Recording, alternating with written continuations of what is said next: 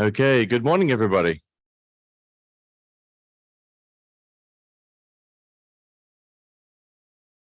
All right, let's get started. And welcome to almost halfway through Jam. I wanted to start by thanking everybody for making this meeting amazing. I think you've all been fantastic so far. I've certainly enjoyed it myself. I just wanted to quickly go through the schedule today. So we have 2 plenaries this morning, which our student moderators will introduce. We'll have concurrent sessions 1 and 2, and then in the afternoon we'll have a DEI session, and we'll be inviting Linda Jenkins to come up this morning at the end of the plenaries to introduce the session and herself. And that'll be followed by the banquet. And just a reminder for those that may have come in late, we have the Wi-Fi passwords and the name and password on the left-hand side of the screen. So without any further ado, I'll invite up our student moderators.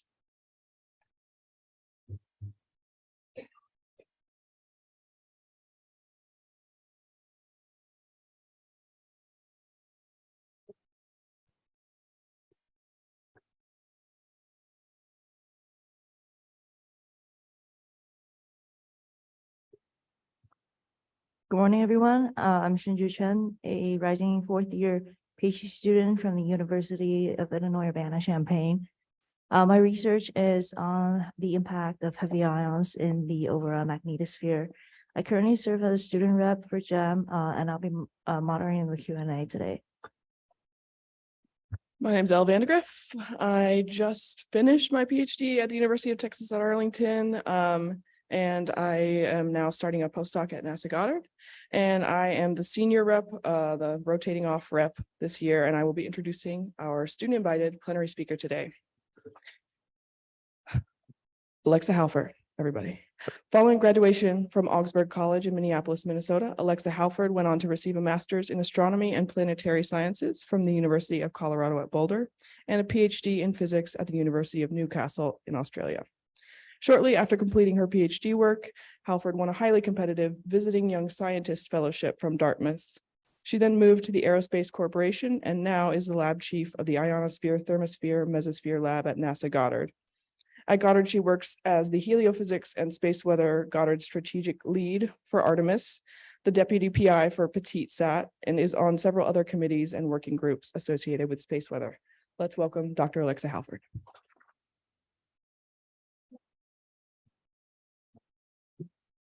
So the slides are going to have to be changed. And I have to say, I'm slightly disappointed they didn't use my fun bio. I'm what happens when you go and take up space in college. You become a space physicist. And also I tend to sometimes say XYZ instead of XYZ because of the Aussies. So I was asked today to talk to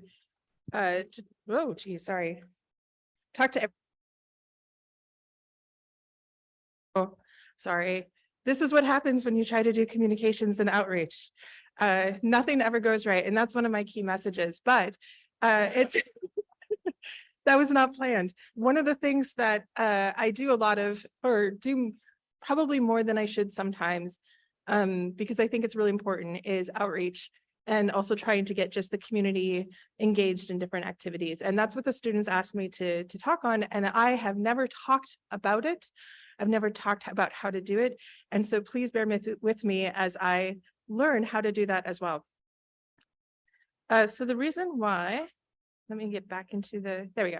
The reason why I think this is important really stems from growing up, but also a lot of it comes from my time at Augsburg College, which is now Augsburg University. When I was there, one of the big pushes that they had for the students was to really take on service and to recognize that it is so important to serve your community, and your community is more than just your neighborhood. It's more than just the place that you live. It is also the communities that you interact and walk through in your job and in your life as a human being. So Mark Ingebrigtsen, who was my advisor, really pushed this a lot. He encouraged us to learn about different types of service we do within our community in research, be that research, review papers, review panels, service on different types of committees, service you do through your job, which might be going and working at headquarters or working at NSF. Those are all important aspects to making sure our community is healthy and can survive. As I became a civil servant, it became even more important to me that I serviced the entire community that is benefiting from our science, and that includes the general public. All of us tend to get, well, maybe not all of us here, but many of us here tend to get our funding from either NSF, NASA, or other government agencies, and that funding is coming from taxpayer dollars. So it's really important that we make sure that the taxpayers themselves know why our science is important, why it should be funded, and what they might learn from it, how they're benefiting from it. And of course, as a NASA civil servant, I can't give an outreach talk without referencing an astronaut. So this is my slide on that, where Christina McAuliffe, I think is how you maybe pronounce her name. She was one of the astronauts on the Challenger mission back in the 1980s when it exploded. She was I think she was the first teacher who went into space. And part of the reason why she was on that mission was to help share science, to have a non-scientist kind of come and be able to experience it, work on the mission, work with the science, and translate that and those experiences and the importance of it to the general public. And I think it's so important that in her honor and the others on Challenger, that we continue those efforts. But one of the things I've found is that while all of the reasons why I've given have been service, they've been external, they've been going to other people, I've found that doing outreach actually really helped my science, and in odd ways that I wouldn't have expected. Because one thing that we haven't mentioned in all of this is that part of the general populace are also scientists. They're us. We are part of that public. And so while I was sitting there doing outreach either through blogs or through Twitter or through just lectures, some of the people who were reading those activities were other scientists, and they started communicating back to me, and that helped build relationships, collaborations, and actually have led to AGU sessions and proposals and new data being collected. And so even though you're doing this maybe with a different audience in mind than when you come to GEM and presenting your research, it ends up having a really powerful impact on your own research career. So before you start, here are some of the questions that I think it's really important that you always ask yourself. What do you want to communicate? Why do you want to communicate? How do you want to communicate? And who do you want to communicate to? These are very similar questions that we ask ourselves when we're preparing for either writing a paper or giving a talk at a science conference, right? Who do I want to communicate to? Well, right now I'm in front of the GEM audience, but in a week and a half or so, I'll be in front of the CDAR audience, two very different communities, right? How do I want to communicate? I want to communicate either through a written paper, peer-reviewed, maybe a journal, maybe a white paper, or maybe I'm giving a presentation, right? Those are all things that we typically ask ourselves. So we're used to asking this type of question. Now you're just framing it a little bit differently because your message might be slightly different and your audience is probably very different. But those are all why I want to do it. Now, a conversation and engagement isn't one-sided, right? I can go do all those things, but if nobody wants to listen to me or nobody's there when I'm speaking, it doesn't matter, right? Often on social media, it feels like you're shouting into the void. So it's okay in those times to not maybe think about these questions. But in reality, if you want to have that engagement and if you really want to have that knowledge and information transferred, it's important to start asking some of these external facing questions. Do the people I want to communicate with want to listen to me? If the answer is yes, great, that's an easy sell. If the answer is no, that doesn't mean you stop. That just means you have to learn more about that community and how best to approach them and maybe start talking to them. The climate scientist people have done an incredible amount of research in this area because a lot of times the people that they're trying to talk to and communicate with don't want to hear from them. And so they've found ways that really help lower those barriers and help them get their message across to this adversarial kind of audience. So we can definitely learn a lot from them. The next question really helps with that.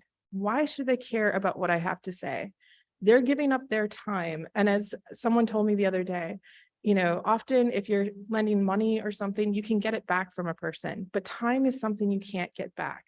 And so it's really important that we think about why this person should spend that bit of time with me. And along with that, how much time do they have? Are you in an elevator with them? Did you happen to just bump into them and it's a great opportunity to talk to them about your research or the importance of this program that you're working on? That's really important because, you know, how you craft that message is going to be very different from how you craft a message for a lecture. And then this is fun. This is a one that I've had a lot of fun thinking about. What type of background do they have and what type of language are they using? So if you take me, for example, I'm fairly educated. You just heard about my history.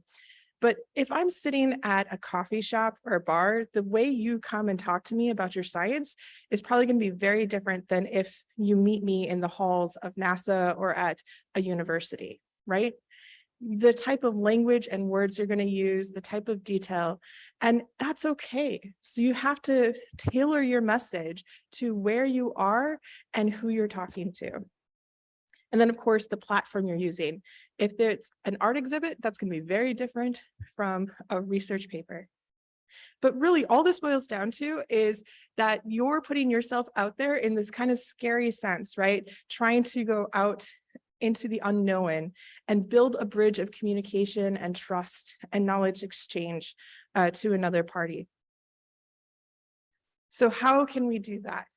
We've already kind of hit on a bit of it. But what I found is sometimes the easiest way for people to get involved, that first step, is to go to museums, schools, libraries, or local Comic-Cons, because often that first way that you can interact with them is through a lecture, which is something we're very comfortable with, right? Going out and sharing your science to an unknown group can sometimes be really, really scary. So make it easy for yourself. You don't have to like jump in full feet and change everything about how you communicate. Lectures are a great way to start building not just your skills as a communicator to the public, but also as a way to gain confidence and build networking and communications for other more diverse types of things you can do. And often they're really, really fun. And with that, I wanted to share an experience about how lectures led to me being able to work with artists and some museum people to actually put together, in this case, what you're seeing here is the art exhibit that we did in Australia, where we had collaborations between scientists and artists. I wanted to have like a lean-to where you can maybe have cold air coming in and videos of the aurora with sounds from space. And I thought that'd be really fun. And the artist was like, that's a great starting point. Now let's do better. And so we ended up having to work together to create visualizations that mimicked the aurora, and then sounds. We actually went out on the street and recorded cars passing by and then modulated that in some audio software. And that kind of recreated the sounds of space. Now, I, as a scientist, was really disappointed because I'm like, this is getting further and further from reality. But it ended up starting a whole bunch of different conversations with a group of people I'm not sure would have ever listened to me before. Everyone in the art exhibit started crawling into this little setup, and we had blankets and stuff. So you already felt kind of like you're out camping in the woods, and people hung out there. They didn't talk much about science. And then all of a sudden they start bringing up, oh yeah, no, I really want to go see the aurora someday. Where can I go to do that? When should I go do that? And that started those science conversations about why the aurora comes when it does. Why does it come only in the physical locations when it does on a regular basis? And how likely is it to ever get all the way equatorward to Newcastle? And so that was an opportunity for me to really break down those barriers and get people to listen and learn about our science where they wouldn't have otherwise. But you don't have to go that far. We can have lots of different ways to communicate. Written word, journalists often come and ask for different types of interviews, both to people at different institutions and universities. You can have radio interviews and you can do on-screen interviews. And even though they're all slightly different, there's a lot of similarities. And so I've tried to put together some kind of best practices that I've learned. So before you even decide to give an interview, there are things that we aren't necessarily aware of that can make you really uncomfortable with it. And so it's something that you should be aware of before you start, so you can figure out how you want to mitigate it. You are always on the record. Journalists try to make sure to, I mean, they do their best. They're very, they have a lot of with respect. Sorry. Somebody in the room is on to preview with your mom. Okay, there we go. Okay, so you are literally always on the record, even when you don't think you are. And I think, you know, this is one of those things you learn. And you might not always be aware, like just now, of when you're on the record. During the pandemic in 2020, I was on a space weather panel at AGU. Now, AGU is one of the conferences that really encourages journalists to come and be participating in it. Now, typically when we're in person, there's a specific room where all the journalists sit and all the science kind of sifts through there. Now, journalists are always free to go to the other sessions, but you know, the big news is coming through that room, and so they tend to stay there. During the pandemic, when we were all virtual, they could sit and listen to all the recordings from the different topics. And so Jim Spann asked a question, what space weather data do you think is really important? I answered, I think we need data on when instruments and technology actually have problems, because without that impact data, we don't know if we're really targeting the right environments. We think we know, we think we're right. We're probably right, at least to a certain degree, but having that data would really solidify it and make sure that we're providing information that is useful to those users. Now, I said that in what I thought was kind of a safe space. I don't think it was controversial. I think it's something that our community has been talking about, but it's not something that I had kind of vetted through my head and with others to say. It wasn't something that I was really ready to put out there to the entirety of the aerospace community. 2 months later, I get an email from a friend saying, hey, great interview and article in Space News. I was like, what interview? I didn't do an interview. And so I read the article, and sure enough, I'm quoted multiple times in there with very specific quotes taken out of what I had said on that panel. Now, it would have been really nice for that journalist to have contacted me and at least let me know that they were doing that, but they were under no ethical standard to have to do that, because I said that in a public place where journalists were invited to come. I should have been aware, and I should have been on my toes about it. Now, I don't think anything bad can come from me having said that or that going into an article, but it was a bit shocking and surprising. You also do not have editorial privileges or rights to review any piece. So when you're being interviewed by somebody, whether it's in written word or something that will be edited into a video that will play later, you do not have any rights to be able to look at it and provide feedback. And that is a huge journalistic standard. That is part of their ethics. They do not want the people who their subject matter to be able to edit and have an influence on how the message changes. And you can go and look at their ethics trainings on it, and it makes a whole lot of sense. But it's something that as scientists, we're very kind of uncomfortable with. Now, many science journalists will send you, especially if you ask, they will send you the little blurbs that you've said to make sure they're accurate. So feel free to ask for that, but know that it's unlikely that you will get it, and it is not required from them to do that for you. The other thing you might say is, well, then if I have no editorial control, I'm going to write the piece myself and send it into the New York Times op-ed, or, you know, the Washington Post, or to Newsweek or Daily Mail or whoever, right? Well, you do not get to pick your title. You can send a suggestion for the title. Many places might take that suggestion, but it is the editor of the newspaper or the journal or the magazine who picks the title. And they often will go for something that is clickbaity, because that brings in readers and viewership and money, and it helps keep the news organizations going. So just be aware of that. And if you want to know stories of horrors I've faced with it, we can talk during the coffee hour.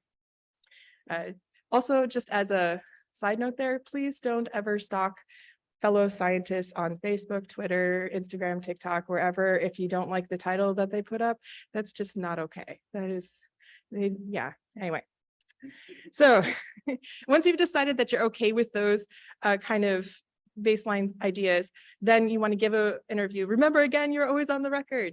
But you can also really help frame the message. You can help offer your own media and references, whether it's other people, other websites they can go look at.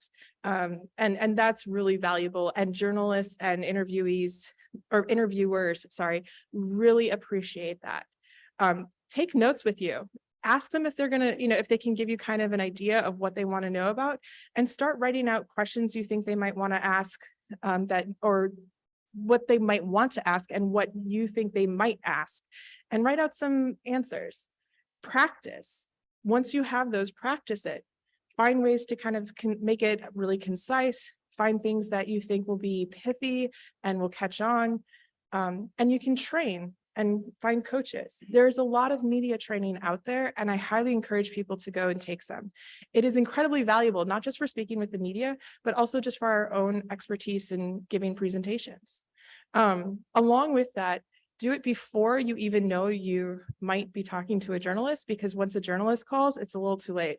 They're often asking for something that's on a time over, they kind of want something like usually within 24 hours or sometimes maybe a little bit longer, but you don't have that much time to really prepare. And so getting training within 24 hours can sometimes be tough. Practice. So during the interview, first things first, I don't know about you guys, I often get nervous. And so first off, sit there, take a breath, breathe. It's okay. It might feel like you're taking too much time. You're probably not, because time is racing in your head when you're going through the interview. Be yourself. That is why they asked you. People like to communicate with humans, and we're all human. And so part of that is to make sure that who you are shines through. I remember doing a podcast with a death metal group. They were interested in the solar eclipse. And so I got randomly chosen to be paired with them. I think I wore like a flowery shirt that made me look even more like I just walked off the farm and from Wisconsin. And they were in their full kit, full paint, full everything. And we just nerded out about the solar eclipse, and it was so much fun. And they commented at the end about how it was really adorable how I was sitting there with them, and that it was, a blast. But they had so much fun, and the fact that I was just myself and let them be themselves, they invited me back multiple times then as their unofficial science coordinator or correspondent, that's the word. And it was so much fun. So just be yourself. It doesn't matter who you're talking to. They're talking to you because you're you, and they want to see that person behind all the science knowledge. It's okay to say you don't know. As space physicists, we often start getting questions about like black holes and antimatter and things like that. And you just have to sit there and go, you know what, I really don't know. That is so interesting. Or, I always hated my astronomy classes and astrophysics classes, so I actually don't know anymore. And that's usually a great conversation starter, not a conversation ender. So feel free to say that all the time. Use those notes that you picked, that you wrote. It's okay. You went there also to get a message across. So have that message on your cards and make sure that you hit it at least once, if not a couple of times during that interview. But most importantly, enjoy your time. It is so much fun and really, something that I think more people would enjoy if you tried it, and our community will only be better for more communication about our research and about our topic areas getting out there. So after the interview, follow up and say thanks. It's always nice, and it's a great way to really solidify this new network, this new connection. Ask if they want any other information. Sometimes they might have follow-up questions, or they might have different topics that you want to come back to.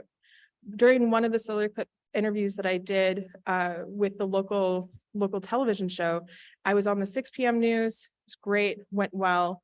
And then all of a sudden at 8, I got a call and said, hey, can you come back for the 10 p.m.? We want to talk to you not just about this eclipse, but what's going to happen for the one in 2024. It was like, oh crap, I haven't studied about the one for 2024. Yes, I'll do that. Quickly send an email to the NASA publishing or public relations people and said, can you send me some information? and did my whole web search just to make sure, yes, I think I know, a lot of the information is the same, but what towns is it going to go through? I don't remember off the top of my head. Went and did some research, had a great time. If this was an asynchronous one, often you'll say, oh, there's this really great video, I'll send it to you. Make sure you include that in that follow-up email. And then let them know also that you're happy to talk about things in the future. You won't get many callbacks necessarily just because there's so many of us, but they will come back to you, especially if they have a good time. And then after that, after a few hours, when the comments start coming in, here are some things to definitely do or don't do. Don't read what the trolls write. Don't listen to what the trolls say. Don't engage with the trolls. Don't feed the trolls. They get enough food in their natural environment. You don't need to put out the bird feeder for them. So now those were more traditional kind of ways. The social media network is actually an incredibly vital way for us to share our information, and it's ever changing. So I don't have too many slides here. Many of the same ways that you can prepare for an interview with another person apply to social media, except it is sometimes more of a shouting into the void until someone comes and responds and becomes kind of your interviewer or the person asking a question. Now, I loved Twitter. I was on there a lot, and that's where I found collaborators. I would sometimes live tweet conferences, and friends from Europe or other locations that just weren't able to come would comment to me that they felt that they were actually at the conference, and that built up collaborations and future work.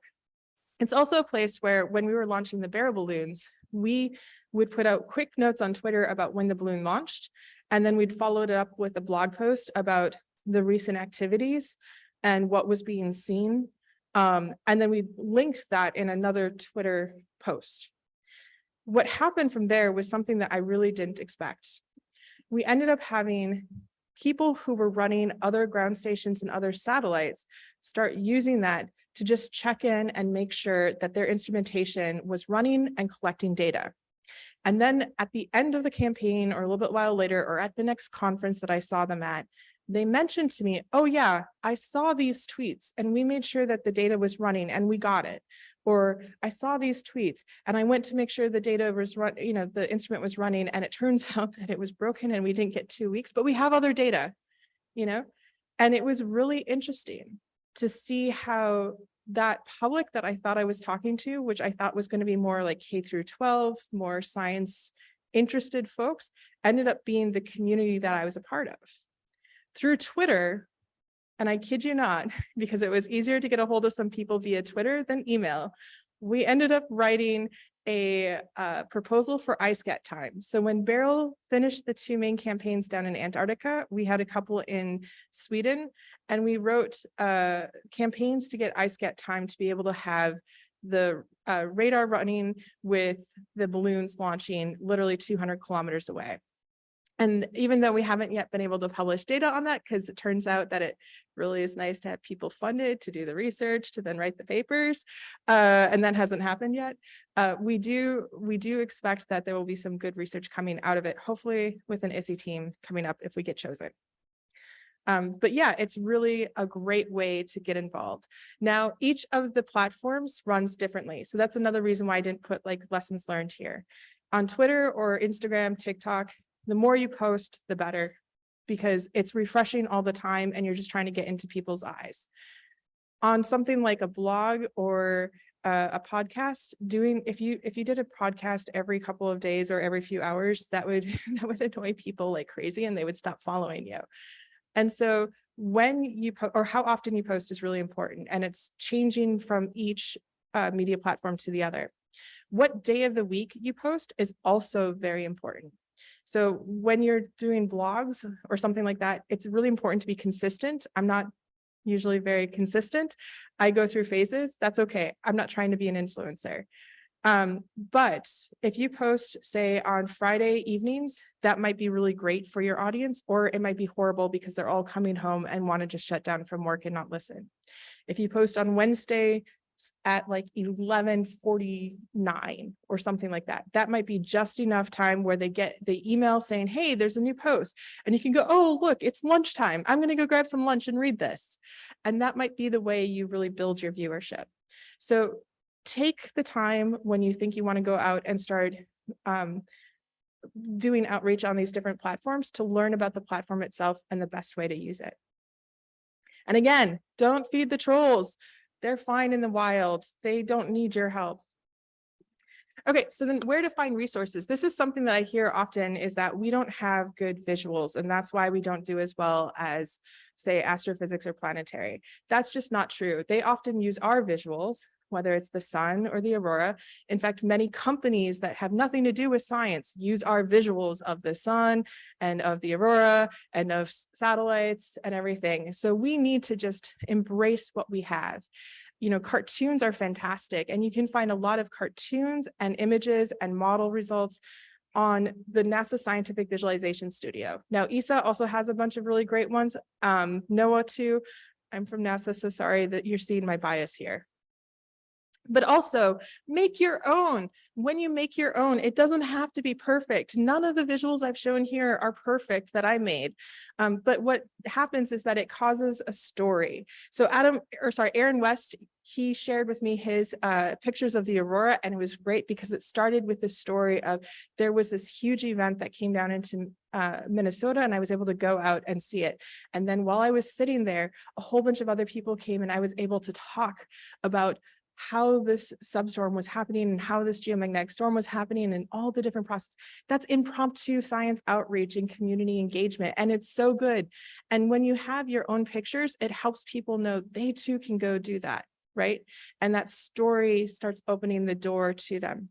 The other picture on the right here is from Mike Shumko during the LAMP campaign, and it was a fantastic picture and little, I don't know how he did it with his camera. He can tell you about that, about how to get that little image so that you can share your science. I went and helped do this. This is how I built it. This is how we did it. And people start becoming engaged. Now, granted, if you can have access to professionals, that works too. This is a picture from our LAMP rocket. We happen to have a documentary crew with us, and I have to say their pictures are amazing. I was not able to spend time focusing on taking images, and it was so depressing to me because I love photography, but my goodness, the images they've been able to share with us made up for it. So that's all good. People in all of those images, though, there's no people. People like to see pictures of people, and it helps bring in that humanity. So even if you feel tired and look horrible because you've been working in the field, take a picture. It says so much. And then along with it, the instrumentation you have in the field can be incredibly valuable as that media resource tool as well. Now, we are lucky because we have not just pictures, but we also have sounds. And hopefully you guys can hear this online. We have plasma waves, we have radio waves that people can hear, and it just brings another element for them to interact with material on. In fact, Kristen Sigsby and I, during the pandemic, gave an entire lecture series on just the sounds from space and the sonification of data. And it was incredibly fun, but very different because all of a sudden we had no visuals to kind of work with that we were used to. Now, if the sound doesn't work from the beginning, when we first got here this morning, it didn't seem like it was going to. Take that as a chance to make it even more human and make the sounds yourselves. Shoo, shoo. People will relate. It will help lower that, like, oh my goodness, this is so serious. No, it's not, you know. And then they now might want to hear what it really sounds like. So then once they leave, they're gonna go and look for that themselves. Even really annoying and simple sounds can make a big impact. When you talk about the first time this little like ball just was thrown into space and made just a beep, beep, beep. And that literally was the start of the change of our entire history of humankind. It was our entryway into space. That really sets imaginations off. Work with artists when you can. NASA has a number of artists that are definitely available to work with the entire community. If you have ideas for what type of visuals you need, please come talk to them. If you need an email of introduction, I'm more than happy to send one. Most institutions also have their own public relations offices and will work with them. That picture of the person standing on the cliff looking out, that was done at the Aerospace Corporation. I was able to work with some artists. I told them about what we were working on and what we wanted to do, and they came up with that. It was amazing. They made a whole little video story of it. It was like a little cartoon story of it. It was so cool. Now, just once you've worked with the artist, that doesn't mean that this is now like verboten to ever touch. It must stay the same. No. I really liked the picture on the left there, the one of the astronaut on the tablet, but it didn't quite have what I wanted to show. I wanted it to show all the great videos that we had. And so I took what the artist did and then made it worse, but better. By then trying to modify it in order to be able to show this idea that an astronaut maybe in 10, 20 years will be on the surface of the moon, looking at how bad the space weather environment is. Is this an, oh crap moment, I need to run back to the shelter? Or is this a, hey, just continue playing out in the lunar regolith, this is fun. You know, and so this is something that you can do. Nothing is so sacred that it can't be modified and changed. So how to get involved? NASA Nuggets. I am so sorry. I could not find the link to the Google form about NASA Nuggets. I will update the slides and put it up there. But they are always looking for new discoveries, new things that they can talk about to the general public, and they will work with you to help craft that message. So please send in those. That is also a great way to meet Denise Hill and others from the NASA Public Relations Office who help put together things like the Hyperwall at different conferences. That is a great way to communicate to the broader research community as well. And they'll have, if you're really interested, they'll even have different other places for you to get involved with. Reach out to your institution public relations office. We don't do this enough. I never did. I know I tried maybe once at Dartmouth, maybe. And like I said, a couple times at Aerospace, and it wasn't that they weren't interested or not responsive. It was just that I didn't think about going back. I don't know why, just didn't. So that's a great place to go. Reach out to organizations you want to be involved in. Schools in particular, teachers are overloaded and really busy, but incredibly grateful whenever anyone wants to talk to their students. I can only imagine, as someone who doesn't have kids, that you might need a break from kids, because I need a break from kids a lot of times. But that is a great way to start those conversations and really get involved. If you want to work with one of the more fun science outreach groups like Nerd Night or Science on Tap, reach out to them and say, how can I get involved? I have a talk that I think would be really fun. And just do it. It's so important to just jump in. There are other safe places if you're not quite ready to jump into the unknown public out there. Submit a session or submit a talk to our simple word session. You can only use the 1000. 1000 is not one of the 1000 most common words in the English language. It is hilarious. You will laugh, you'll cry when you sit in that session, and it is so much fun. This year, we're also trying a new session. It's going to be a poster session. A picture says 1,000 words, because we figured, why limit ourselves to only 1,000 words? We can have lots of pictures, and that's effectively equivalent to 1,000 different words, right? And so try it there. Try your own blog. You don't have to advertise it's out there much. In fact, I never really advertised that my blog was out there, and yet I had people randomly coming across it and sending me, thankfully, very kind messages of support to continue writing. I used my blog as a way to practice writing, so that was my goal for it, but it also then turned into a piece where I could help with outreach. Facebook is also usually a really pretty safe place to go because it's your friends and family. Try that.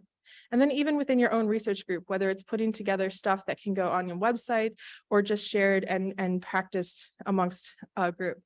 So I want to end and say thank you. I've probably gone over, I'm sorry. And this has been so much fun. And I hope that it's at least been entertaining and engaging for you, because that was the goal. But, you know, never know for sure. And online, I also put on resources. I'll add the resource I mentioned before to the NASA Nuggets. But if people have other resources that they found to be helpful, email them to me and I'll add them to the list, and we can put them up there, or we can find another place to add some resources. So thank you.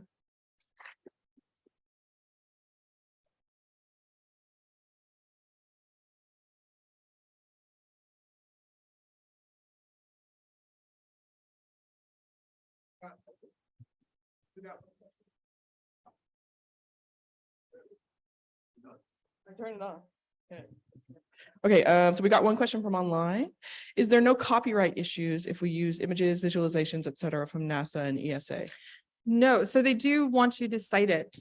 And at the bottom of the NASA, whatever page you go to on the NASA Scientific Visualization Studio, SVS, it will say how to cite it. Usually it's just a credit to NASA.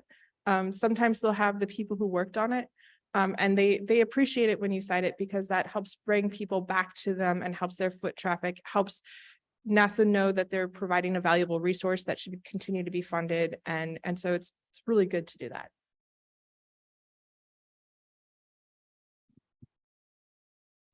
Thanks, Alexa. Yeah. I see you have the NASA Scientific Visualization Studio link there. Yes. I was also curious though, because I know NASA Goddard usually, I think, has, this awesome visualization group.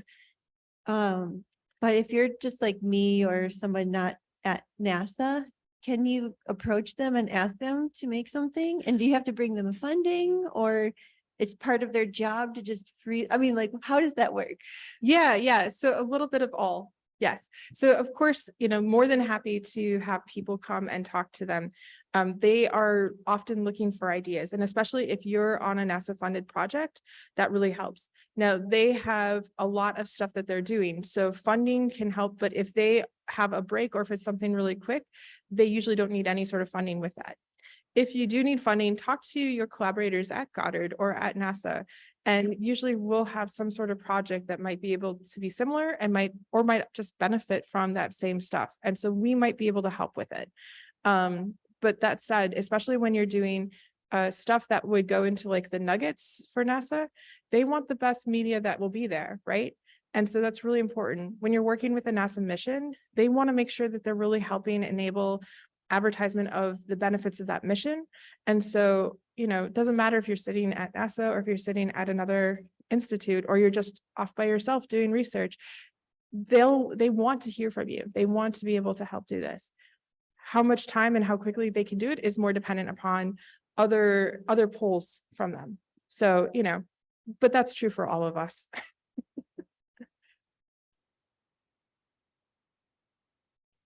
To follow off that, NASA proposals have things about data management plans, that sort of thing.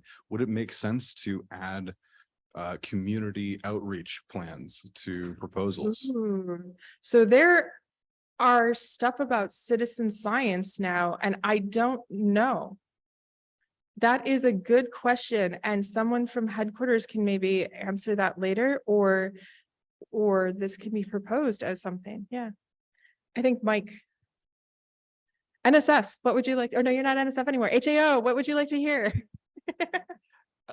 Alexa, great presentation and help. Thanks for the help in demystifying the engagement with the press. I'm interested to hear your thoughts on reactions if you've had that are similar to mine in the science journalism space, that it's usually not the gotcha adversarial kind of thing.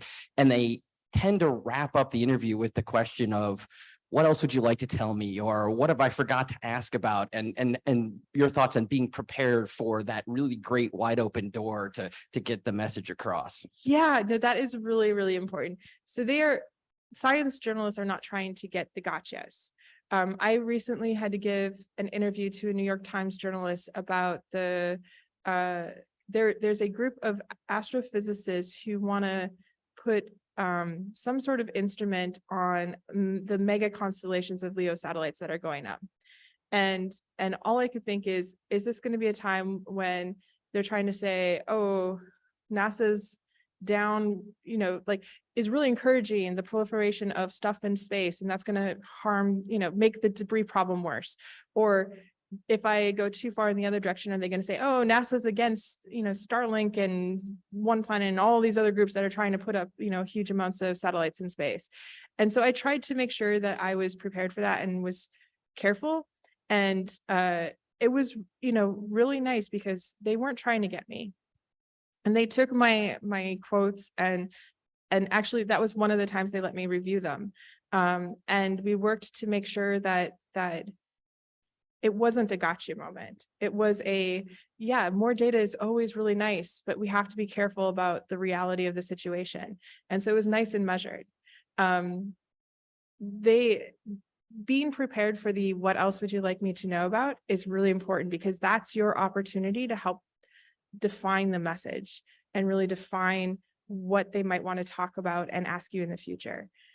So take time to think about that. And you can think about that now, right? What do you want people to know? I think emic waves are the cutest, most adorable, like runt of the ULF litter. That is what I want people to know. They are so much fun. They're not always impactful, but my goodness, there's so much we can learn from them.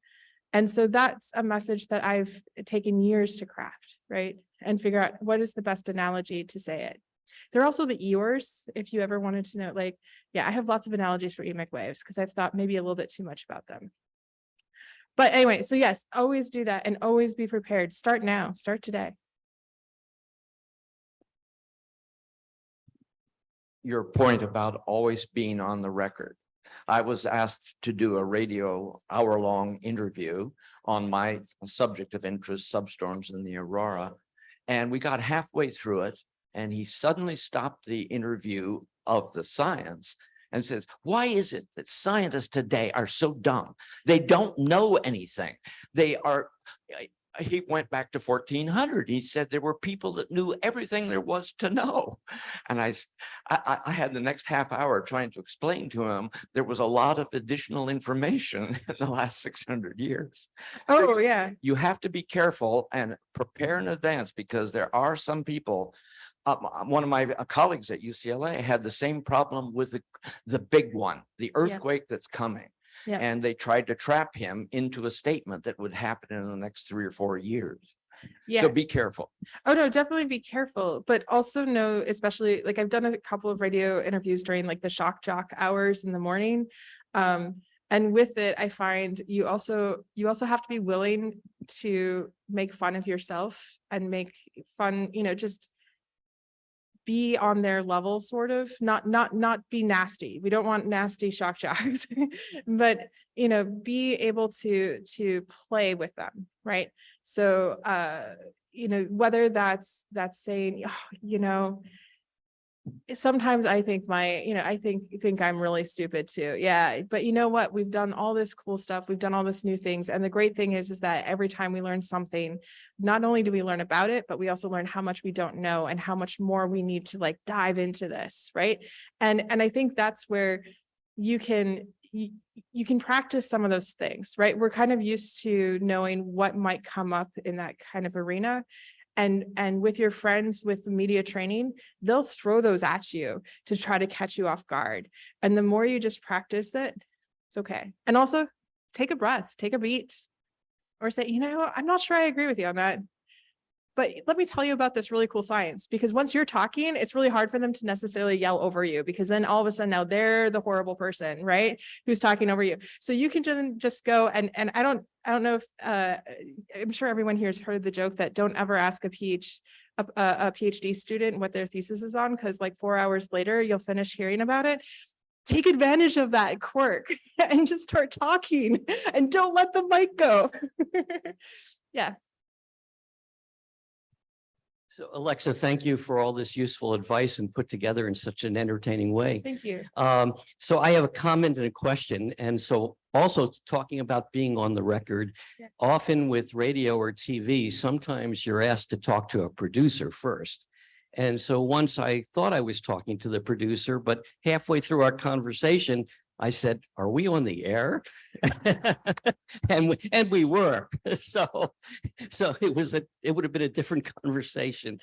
But my question is, you talked about lecturing as a form of communication, and lecturing in a virtual environment, I have found very different than like you're doing right now.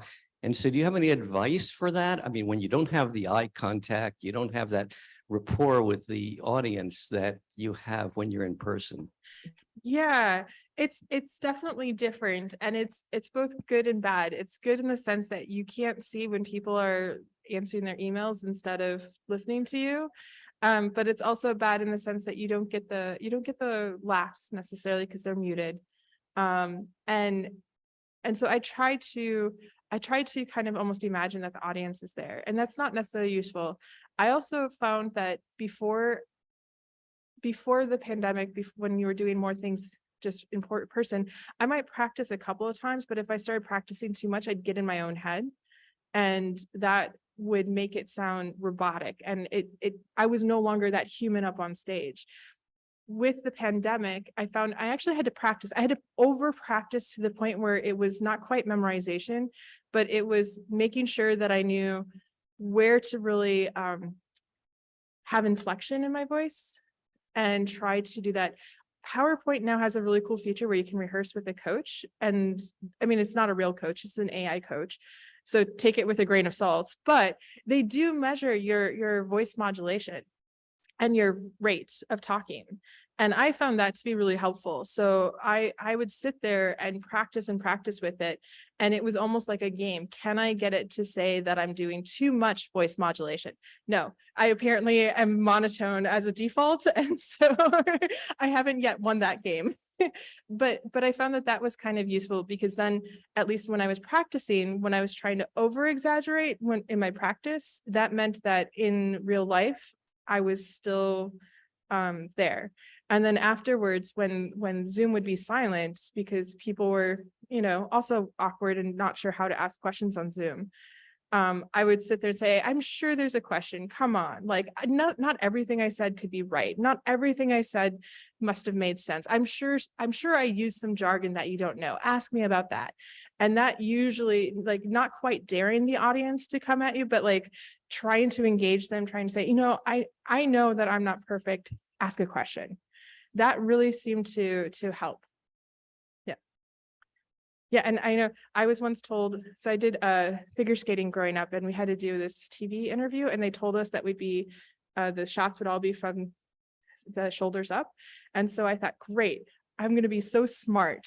I'm going to make all my nervous energy go into my feet, and I'll let my feet swing however they want to swing during the interview. Well, the entire thing was done in a wide shot, and all you could see was my feet swinging. So yeah, I hear you. Don't trust them. I'm sorry, I'm probably gone so over time. Sorry, Tuija, but thank you for definitely having me, unless there's more questions. Yeah. Oh, okay. Sorry. See, once you get up here, time doesn't go the right speed anyway, so you can take more breaths.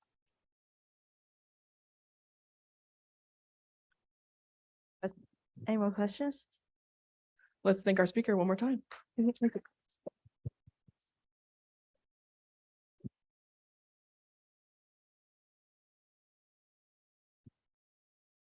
All right, thank you, everybody. I'll invite our next two student moderators up to introduce our next speaker, please.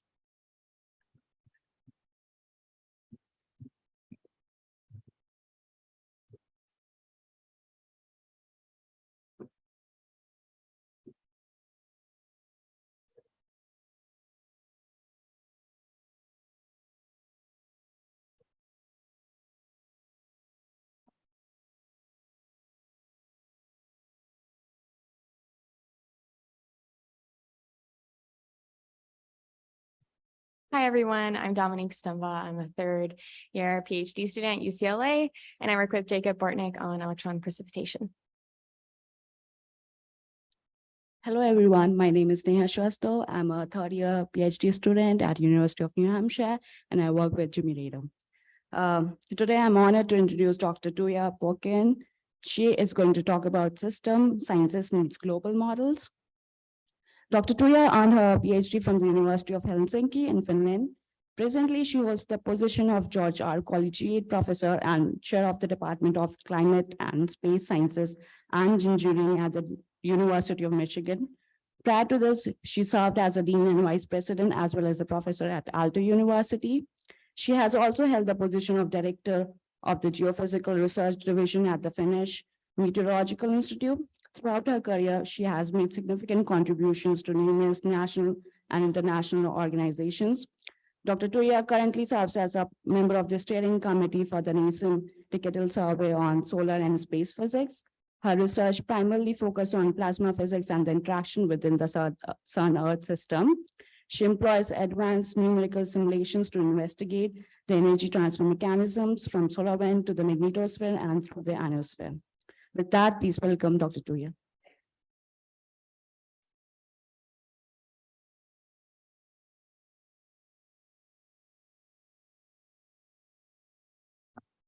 Good morning, and thank you for the organizers for inviting me to give this talk. And thank you, Alexa, for a wonderful introduction on how to communicate. I'll try to follow everything that you said, except for the one that I cannot do. I once spoke to a BBC sound controller, and he said, Finland, that's the country where the words are this long and there's absolutely no change in tone.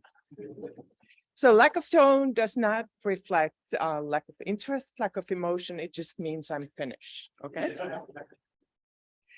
For all the students in the audience, you heard Austin Brenner's talk on Sunday.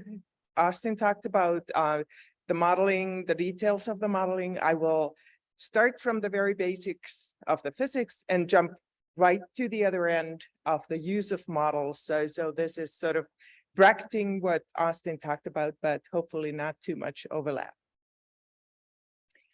So I have to figure out how to change slides here.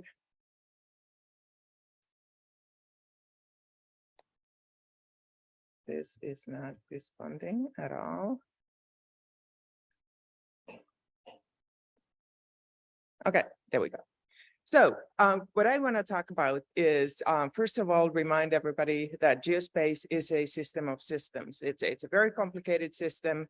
And so thereby observing, modeling, understanding what's happening is very difficult. And we need lots of plasma physics, lots of equations. I'll briefly go through those, some of the very basic equations, just as a reminder of what the basis is. I'll then talk a little bit about the basic processes in the solar wind magnetosphere coupling and the differences between the models that we use to describe those processes and what might be the good choices. And then at the end, if you're a student entering the field, what this should give you an idea about is how to use models to help interpret observations. How can you use models to discover new phenomena that then need to be verified by observations, and how to select the best model for the problem that you're trying to solve. So those are the outcomes that you should be getting out of this talk. So Sun-Earth coupling, that's the whole thing that we're here for. The GEM, Geospace Environment Modeling, tries to resolve how the sun impacts the Earth's space environment and what are the processes that happen there. Space is filled with charged particles, and so this is realized through interaction of plasmas of solar origin with plasmas that are generated in the Earth's upper atmosphere and expand outward, and the intermixing of those two plasma environments. So how do we describe plasma physics? First of all, plasma is, going from the very basics. It's the fourth state of matter. If you heat a solid, it will melt, creating a liquid. If you heat it further, it will become a gas. If you heat it further, the elementary particles, the electrons and the ions will separate, and you create a plasma where instead of other forces, the electromagnetic forces become dominant. The electromagnetic forces are very strong compared to gravitational and other forces that you have in the system. And so the ionization of the gas does not have to be very large. It does not have to be fully ionized for the electromagnetic forces to dominate the system behavior. And so electromagnetism is the basis of what we're studying. The electric and magnetic fields are important. How do we get electric and magnetic fields? So electric fields are created by isolated charges. Each individual charge creates a radially outward, inward, depending on the charge of the particle electric field that is proportional to 1/r² distance from the particle itself. There are no magnetic charges, and that's an important principle, but magnetic dipoles have two poles that are connected by magnetic field lines, and you can see the elemental dipole description out there. And of course, in the geospace, the Earth is one big dipole field in the interplanetary space that then interacts with the solar wind coming. And so again, the magnetic field has this, the dipole magnetic field has this radially decreasing tendency that decreases as 1/r³ when you move further away from the source. And then if you have these electromagnetic fields, the particle motion in these fields is governed by these fields and is given by the Lorentz equation of motion. So the force on a particle Q is proportional to E plus V cross B. And that is by and large the fundamental equation that governs particle motion in space. However, plasmas have another tendency that is important, and that is that when you have lots of charged particles, they act as a collective rather than as individual particles. And so plasmas are not effectively described as a collection of individual particles. You have to treat them as a collective. And so by and large, we need to build particle distributions and treat their behavior in the system. The basic governing equations, if you think about the electromagnetic fields, are the Maxwell's equations. Those tie together the charged particles and the electromagnetic fields. So the charged particles are the source of the electric fields. That's the Poisson equation that we all know and love. Electric currents or moving charged particles create magnetic fields. And so that's the Ampere's law. Faraday's law states that if you have a time-varying magnetic field, that creates an electric field. And then the fourth equation tells you what we talked about earlier, that there are no magnetic monopoles. And these equations, they hold at all times. These are one of the fundamental equations that whatever description you're using to describe your plasmas, you better make sure that these equations hold true, because these are true at all times in all environments. But as I mentioned, it's not effective to describe particles as individual particles trying to solve their individual trajectories. So what you want to do is to treat the collective as a gas. This is actually an illustration of a neutral gas, but the plasma distribution would look very similar. And so if you have a gas colliding with particles colliding with one another, the particle energies will distribute to form a normal distribution or a Maxwell-Boltzmann distribution. And you can describe there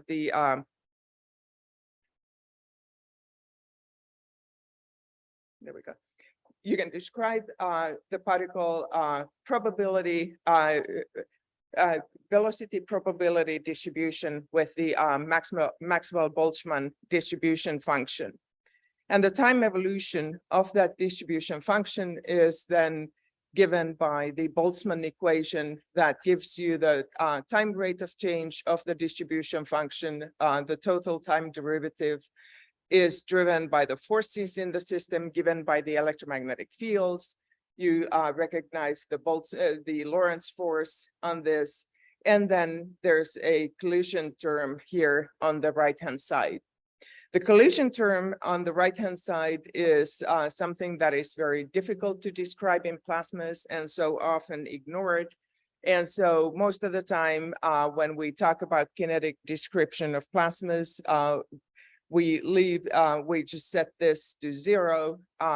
And that is for the most part true, since space plasmas that we have in the Earth's environment are very tenuous. They're almost fully collisionless. And so the collisions are not the ones dominating the system. And when you set this term to 0, the rest of the equation is usually named the Vlasov equation, and I'll come back to that a little bit later. So, but then oftentimes, if you have big systems, even the Vlasov equation describing the distribution of particles is very complex to solve. And so what you really want to get at is to get into the gas or fluid description of the system. And you can do so by integrating over the Vlasov equation, taking velocity moments. And I'm not going to go through that math. You've all done it if you've gone through your plasma class. If you haven't, you will in the next year or two. But this is what the outcome of that integration is. So these are the MHD equations for a plasma in a fluid approximation, assuming that the plasmas are described as a fluid flowing and filling with a normal distribution of particle velocities. So I already mentioned that you need to have your Maxwell's equations always fulfilled, and they are a big part of the fluid equations. So you need to have your Ampere's law, Faraday's law. You need to keep your magnetic field divergence-less, no magnetic monopoles. But then what you end up with when you do the integration, you get the conservation laws, you get the mass conservation. So how the plasmas move, how the plasma particles move, and you get the momentum equation, how the equation of motion for the plasma particles, and you recognize again the grad P forces here on the right-hand side and the J cross P forces that change the momentum of the plasma particles in the system. And then in order to close those equations, you need to choose, and here you have some freedom, how you construct your model when you're doing modeling, how you describe the energy changing in the energy state of the equation. And here I'm just showing the most commonly used one, P over rho to the gamma is constant, and so the time derivative of that is identically 0. And again, ideal MHD assumes the most simple form of Ohm's law, which just states that E plus V cross B is identically 0. You can have a resistive term here on the right-hand side. You can have multiple terms depending on what kind of processes you assume in your plasma descriptions. This can be take a much more complex forms, but for today's purposes, we stick to the ideal MHD description. All right. So if you want to describe your plasmas, if you want to describe the entire geospace, there's a couple of strategies that you can choose that I've already alluded to and that build on the concepts that I just introduced.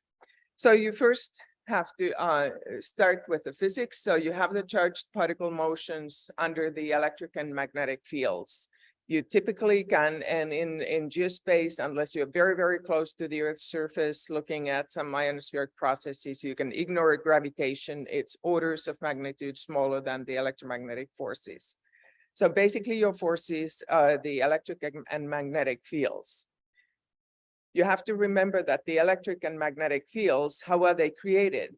The electric fields are created by the particles. And so as the particles move, the electric fields change. The magnetic fields are created by, you have some natural sources, you have, or some permanent sources. You have the Earth's dipole magnetic field that you can consider constant over the timescales that we talk about in processes that last from seconds to minutes to even days. But then you have the magnetic fields that are created by the motion of the charged particles. And so if the charged particles move because they move under electric and magnetic fields, and the particles create a magnetic field as they move, that brings nonlinearity to the system. And that is what makes plasma physics ever so challenging. You cannot linearize the equations as we usually do when we want to solve for complex systems.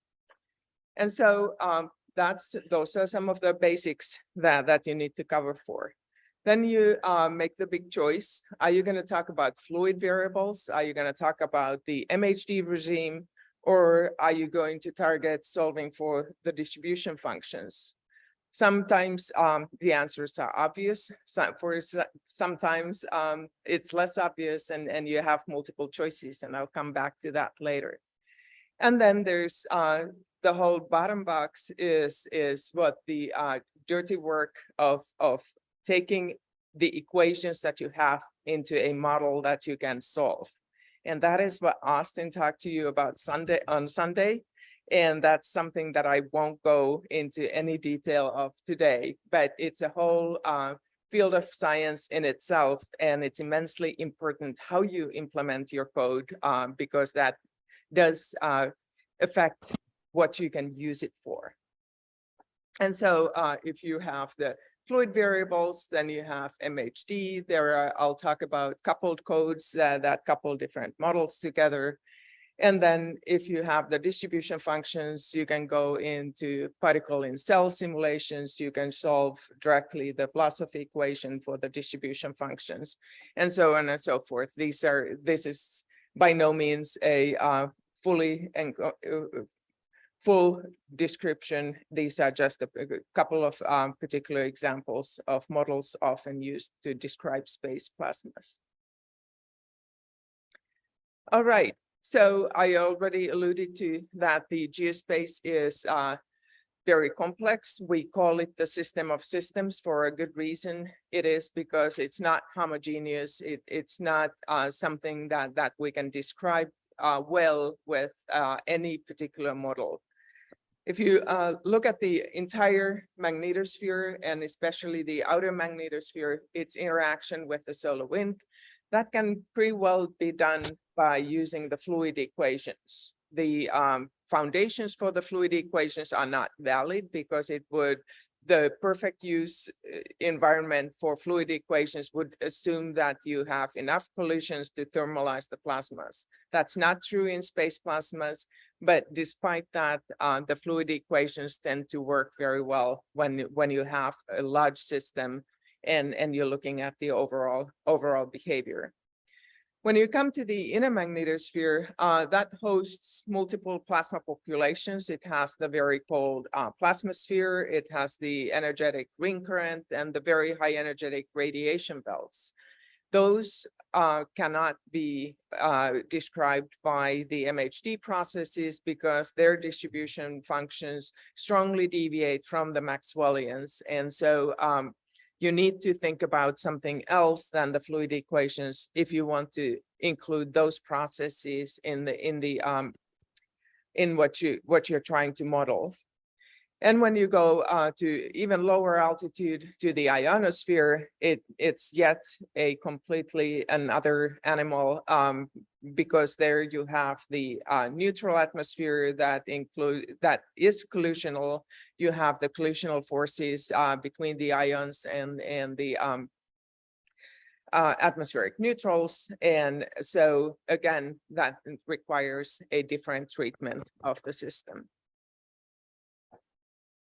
So all in all, it's a system of systems. Each portion of the system requires its own models and own treatments. So I'll talk a lot about the space weather modeling framework developed at the University of Michigan, simply because I work with it. I'm most familiar with it. And what that is a combination of software, of models, implementations of models that can be coupled together to describe the system of systems in a coherent way. And so the core, the heart of the model is Batswaras, which is a fluid solver for the plasma equations. And basically, most often we use it in an ideal MHD setting, but it can work with almost any flavor of MHD that you can think of.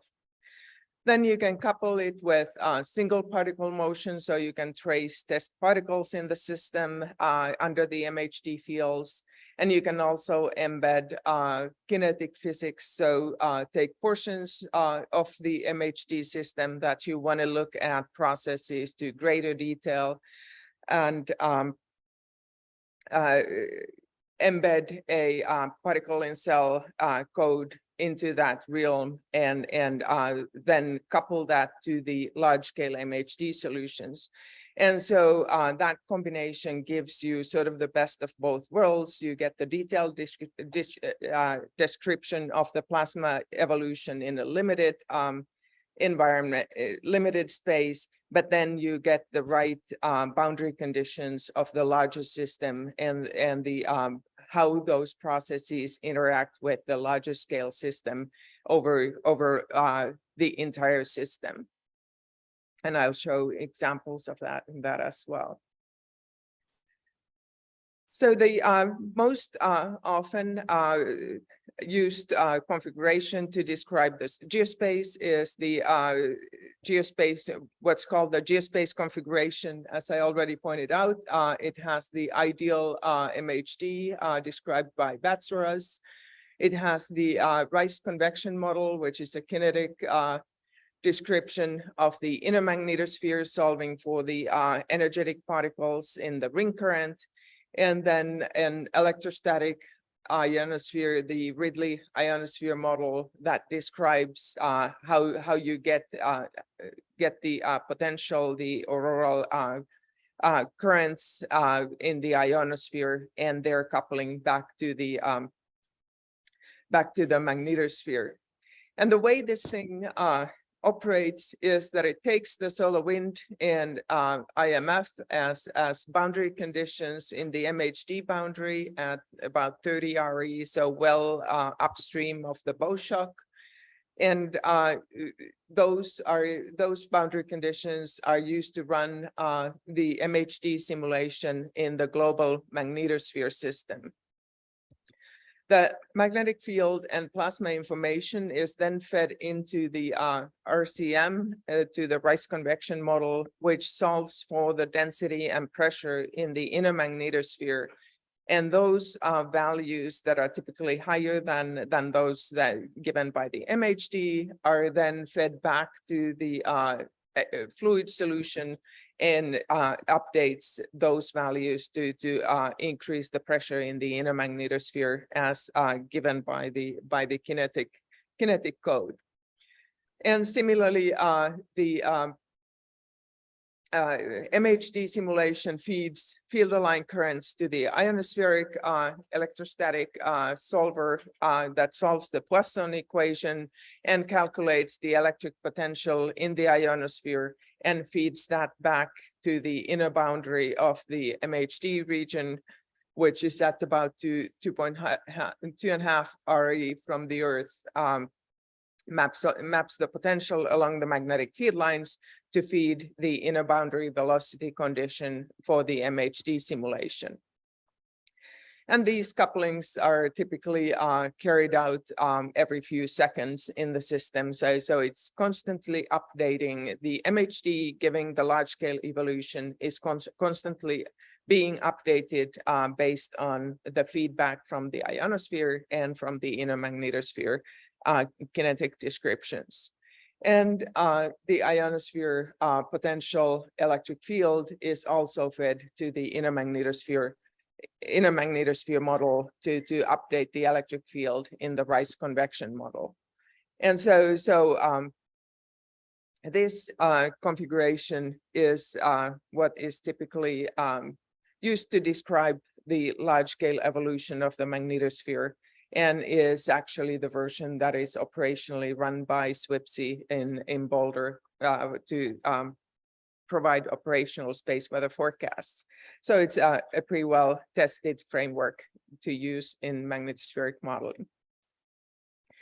I'll also talk about another simulation developed by Minna Palmroth at the University of Helsinki, the Vlasiator code, that has taken the other approach, trying to represent the entire system with a single equation, and that is the Vlasov equation.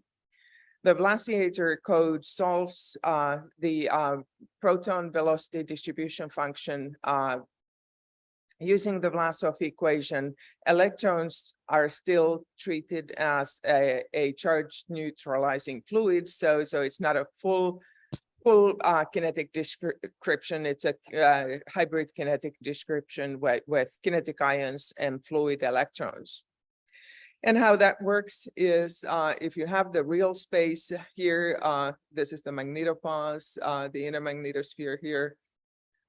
For each 3D cell in the simulation, that opens up an entire grid of velocity space, a 3D velocity space for the plasma velocity distribution functions. So when the electric and magnetic fields from the real space are fed into the velocity space, those fields are used to calculate the changes in the 3D velocity distribution functions. That is then fed back to the real space and advanced are used to advance the electric and magnetic fields. Since every grid cell opens up a whole new grid, it means that it really is a 6 or 7 dimensional model. Given that time is the 7th dimension, it is computationally very, very expensive. And so these simulations are still very much work in progress. We just got the first 3D results published, but it is a very interesting approach, and while not still in the phase where you could call this a fully realistic representation of the entire system, it certainly has already revealed a lot of new processes. And so this is something where I think that the models can be used to predict phenomena that we then can verify by observations. All right, so now we have the basic theory. We have 2 implementations of the system. How do we use these systems to model the magnetosphere? And why would we do that?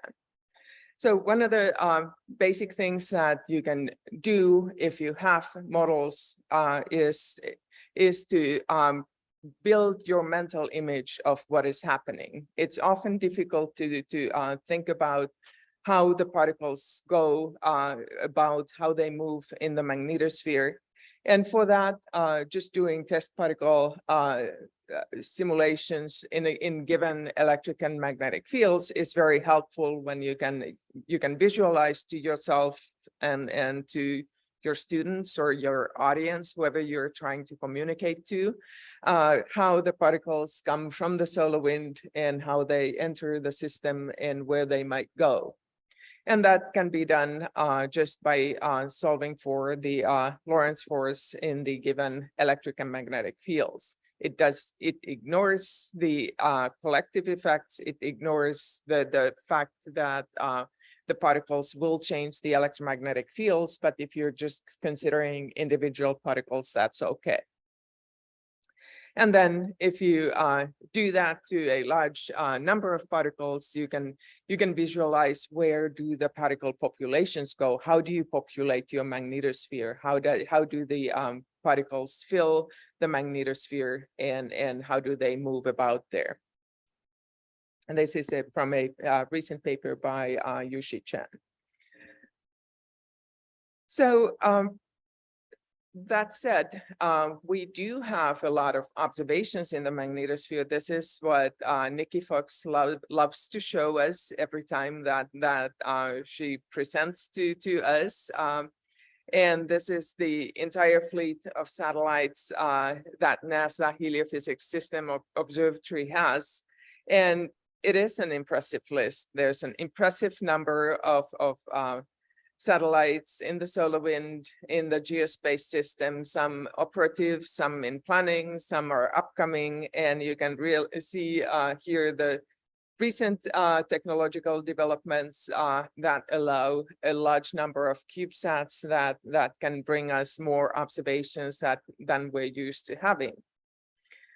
However, for any given particular instant in time, this is much more the reality. And this is a very fortuitous reality. This is from a paper by Austin Brenner, showing an event that had multiple satellites fall, 5 Themis spacecraft cluster, 4 cluster satellites, and Geotail, all probing the magnetospheric boundaries that he was trying to model. And yes, you have 2, 4, 6, 7, and depending on how many clusters you calculate, whether they are 1 point or 4 points.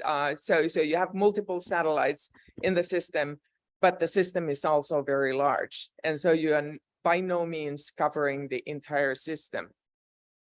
And so what models can do is they can take these individual observations and parse the big picture to what you're trying to understand.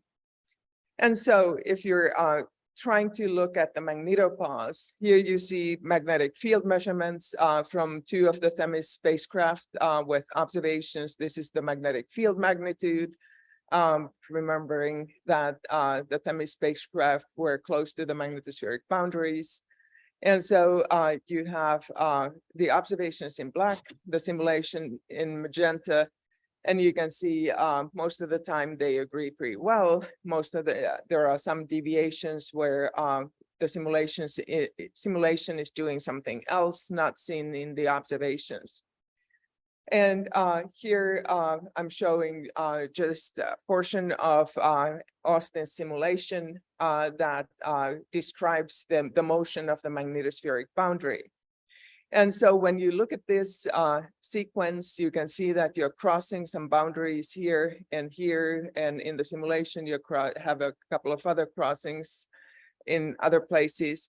But when you see the simulation, you see that it's certainly not the satellite moving, it's the motion of the entire boundary, and a very complicated and time varying motion that is continuously going on in the system.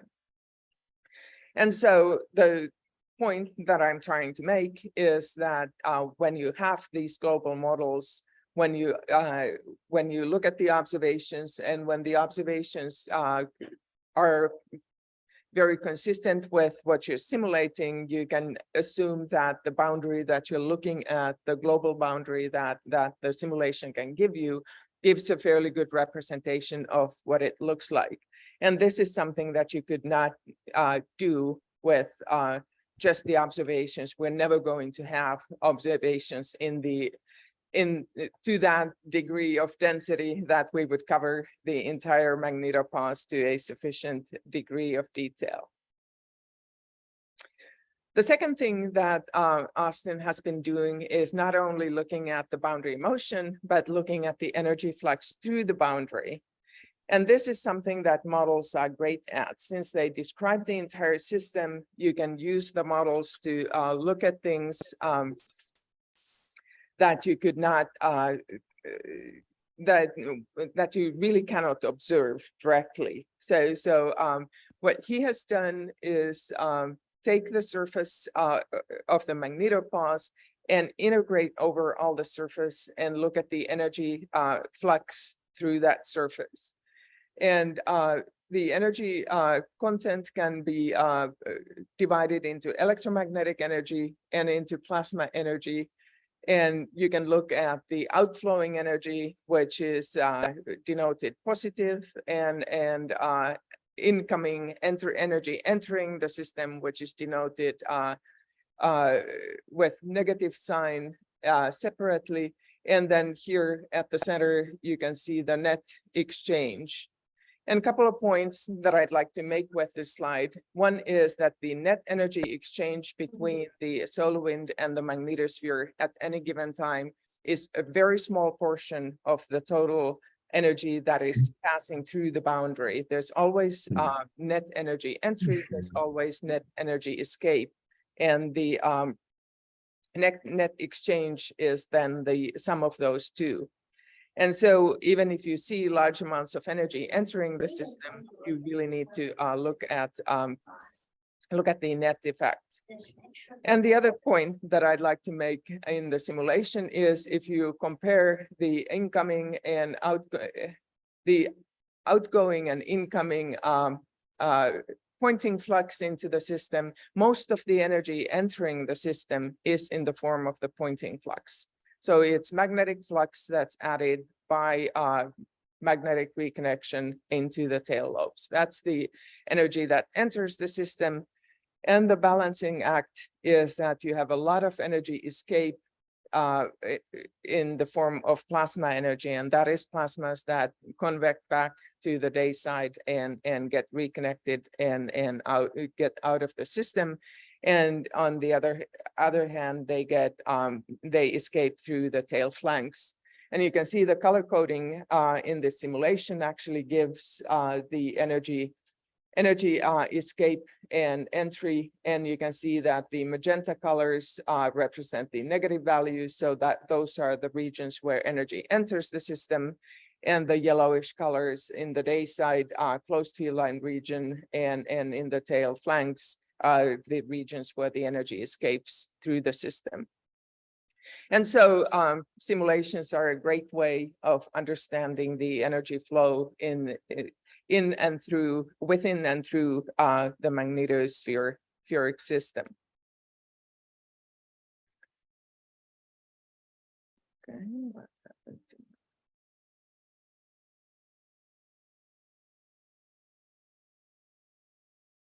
all right, I seem to be frozen.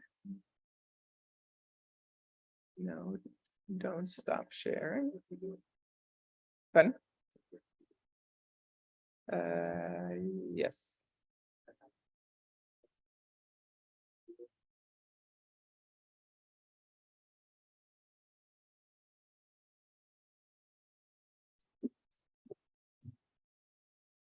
Okay. I only have 28 more videos, so bear with me.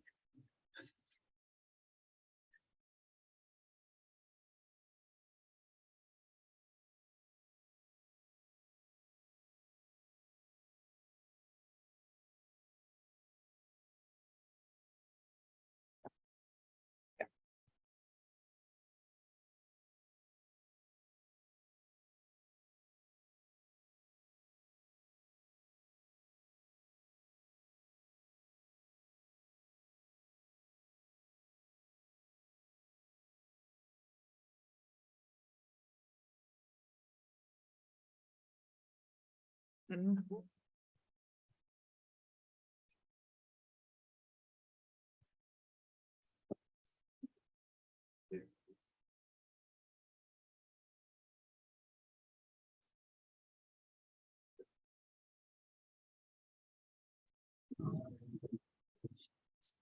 Okay.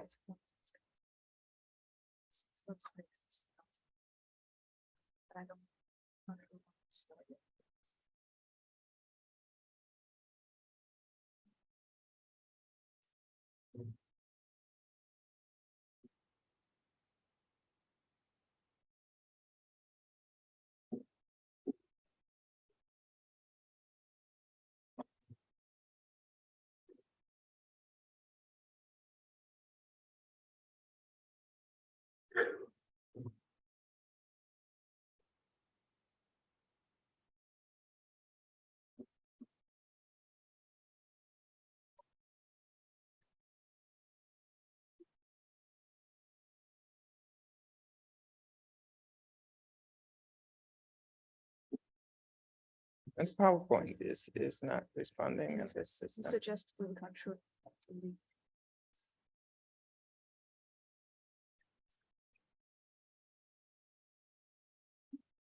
Kill the process. Okay. Windows Windows.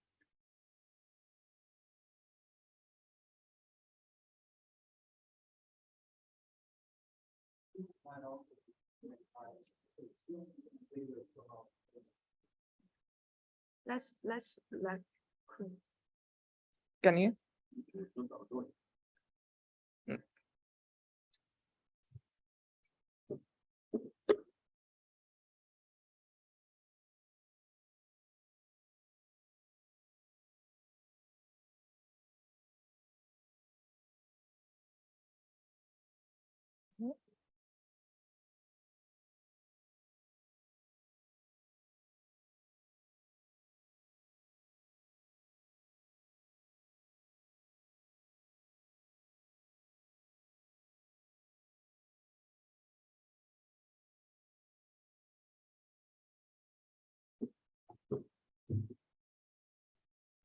Messages.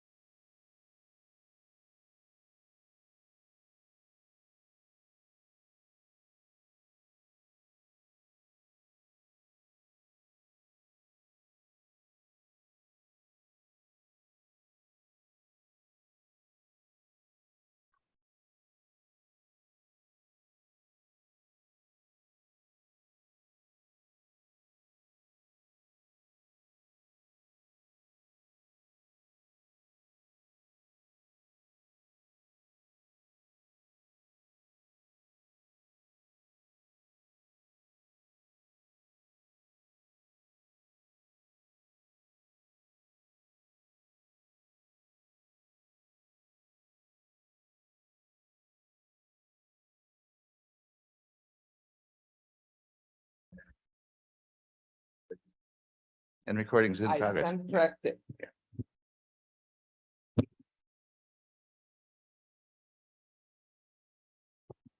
Thank you for the really wonderful talk. And now we are back, so I will save my question for later time. Okay, it's good.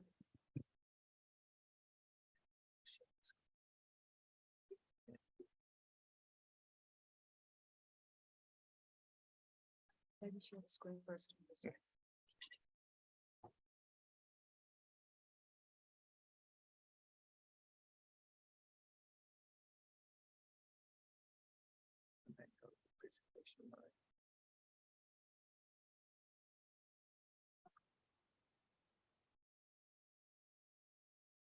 No. Oh, it doesn't matter. Yep, that's good. All right, so where were we? We can use simulations to look for properties that you couldn't identify from observations. Reconnection sites are another example of things that are very useful to look into, as they are the important parts that allow the energy transfer through the boundaries.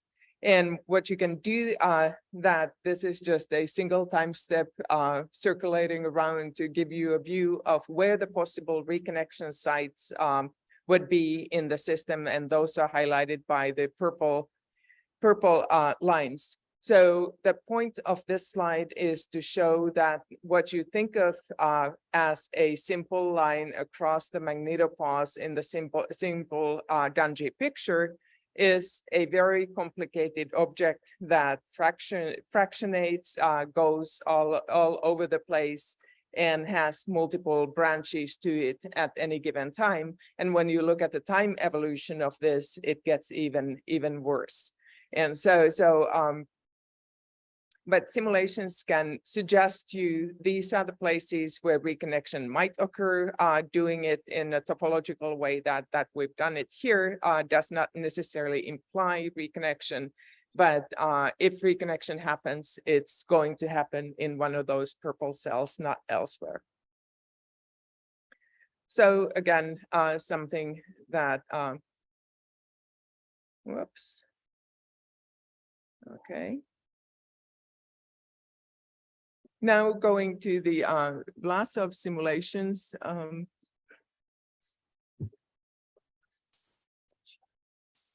Okay.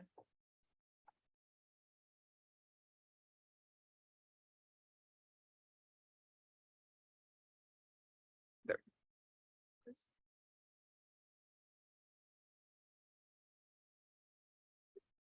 Okay. This is from the lots of simulation looking at the energy transport through mesoscale processes, the flux transfer events.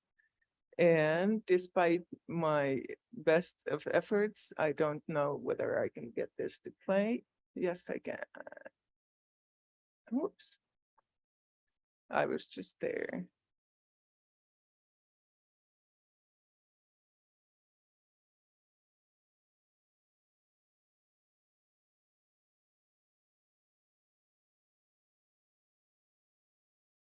Ooh. All right, it's not playing, but you get the idea. Here is, oh, now it is, just is slow. So this is a blast of simulation now looking at the particle distributions at the boundary, and the kinetic description gives you a lot more to the detail to the boundary motion. And so you have a series of flux transfer events at the magnetopause at all times. And you can see how those get transported from the day side through to the night side. And you can see the energy flux that is associated with the passage of those flux transfer events. Again, something that you may observe only locally, but you don't know how many of those are along the boundary at any given point if you don't have a model to put your individual observations into a global context. Similarly, you can look at flow bursts in the magnetotail. This is from a paper by Ariane et al. From last year, and of flow bursts in the magnetotail. And if you look at just a high resolution MHD simulation in the magnetotail, you can see a lot of there's a flow structure forming in the magnetotail. And again, with any given set of spacecraft in the magnetotail, you're looking at a very small portion of the system. The simulation can give you the global context, how many, how often, where, and when are these flow bursts being generated. This video was put together by John Dorelli a few years back. And here's the magnetotail in the glaciator simulation. And here what you're looking at is the pair of X lines and O lines, with the X lines in the different colors, with the positive dBdt with the magenta, and the green ones show the negative dBdt, marking the X line. And so what you can see here is the formation of multiple X lines in multiple regions in the magnetotail and how those merge to then build a large coherent X line that spans all across the magnetotail to create a large plasmoid that then leaves the system. And again, with the kinetic simulation, you can not only look at the X lines and O lines that you would be able to get from the fluid simulation, but you can also look at other plasma instabilities, such as the ballooning instability or other kinetic instabilities, and how they interact with the reconnection region in the magnetotail. This is from Minna Palmroth's recent paper that was just accepted in Nature Geoscience. So which model to use? I've been showing different solutions, different models. How did we decide how to use any one of those? So you can have, can I get rid of, I guess I can. One of the things that you can do is to either add resolution, or you can, like I talked about at the beginning, you can add a particle and cell simulation in critical parts. In the left-hand side, you have just high resolution MHD. On the right-hand side, you have time varying region of kinetic simulation at the boundary. And basically both give you the same effect. Both give you much more structure to the boundary and the waviness and the small scale flux transfer events that you have at the boundary. Depending on what you want to resolve, if you want to get all the way to the distribution functions, you need the kinetic description. If you just need the boundary structuring, you might be fine with the high resolution MHD.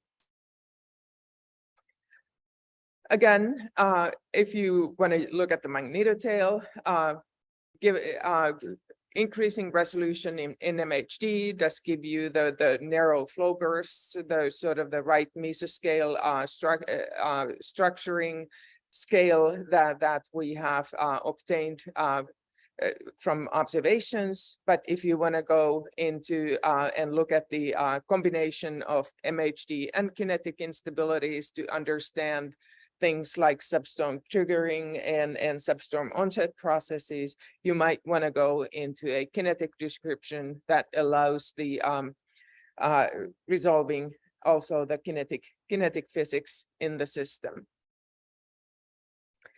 And then there are processes that MHD just cannot do. This is again a glaciator simulation of the generation of foreshock waves. And you can see at the start of the simulation how the interaction of the solar wind coming in from the right interacts with the bow shock, which generates these upstream waves. And you can see the waves first of all, interacting with one another and impacting, propagating upstream from the earth. And this is something that just requires a kinetic description. There's no way to get this in MHD. And similarly, I already alluded to that if you want to look at the inner magnetosphere properties, then you need to include a model that allows you to build up pressure, allows you to energize particles by the drift motion around the Earth in the geomagnetic field. And that needs to be done in a kinetic model that allows for the non-Maxwellian particle distributions to develop in the inner magnetosphere. This is from a recent paper by Natalia Ganushkina, who has this inner magnetosphere focused model. And then is lastly, I'll just flash this out as it is hot from the press. You need to have your code set up so that it does what you think it is doing. So and one of the things that you want to control is how diffusive the code is. And this just shows the SWMF code in a couple of different implementations. just rotating a simple form in the simulation with the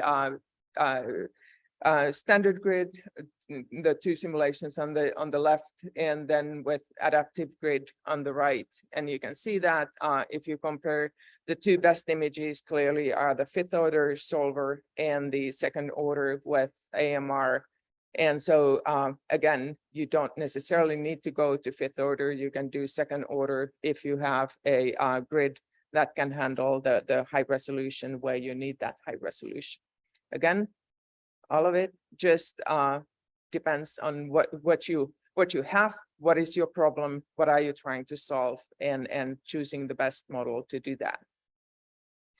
So in summary, this is basically my introduction slide. So system science needs global models. It's very important to describe all the key regions in the system because this is an interactive system. And it only works well if you have the inner magnetosphere, if you have the ionosphere and the solar wind driving all interacting with each other. And you can do that with a variety of ways and with a variety of solutions. And really the key is to select the right combination, the right solution, the right model for the problem that you want to study. But then you can do a lot with the models. You can help interpret the observations. You can get the global context. You can get things that you cannot directly observe, and then you can prove or refute theories of that we have of the processes when you run simulations, and they either do what the observations do or they don't, and both cases actually tell you something about the underlying physics. And then you can predict new phenomena for observational verification in the future. And so the grand conclusion, there are no right or wrong models. There are just models that are better or worse suited for the problem that you're studying. And with that, I'll conclude. Thank you.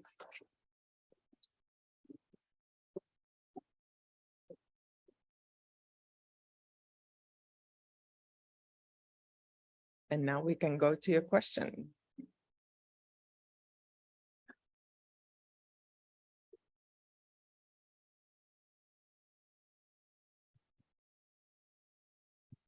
Thank you very much for the very nice talk. I really enjoyed the talk. My question is about the energy flow through the magnetopoles. So you're focusing on how much solar wind energy passing through the boundaries. I think that's one way of seeing the system, but I also feel that the really important thing is how our magnetosphere internally cooked up the energetic particle once it passing through the boundary. So I'm wondering whether you ever thought about that kind of how we could quantify the internal cooking up. Yes, so that's my question.